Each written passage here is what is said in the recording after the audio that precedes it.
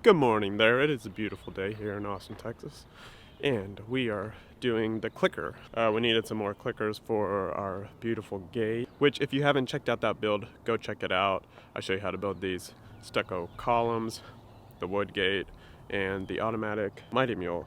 And I need to change my shoes because it's super dirty out here.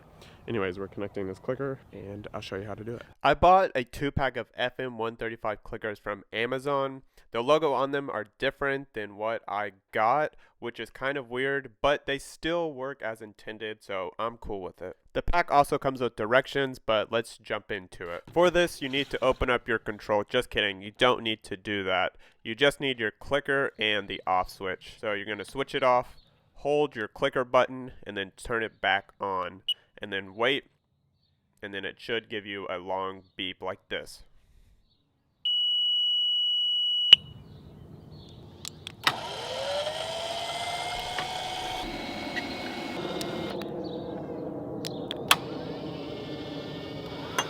The last thing here is if you want to do multiple switches, it's pretty easy. All you have to do is take it and do the dip switches on to match. A note here about the dip switches, this is your security to your gate. Now you can move all the switches up and down whichever way you want, and then just match that clicker to the other clicker, and you shouldn't have to do anything else. And then you should be good and be able to open it.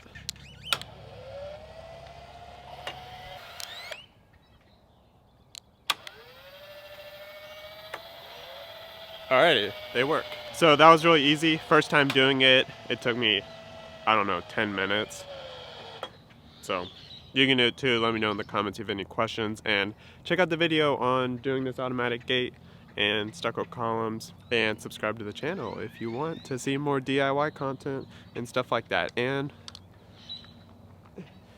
if you want to see this buddy. Alrighty. Thank you for watching. I'll see you in the next video, and I'll see you out there. Toodaloo.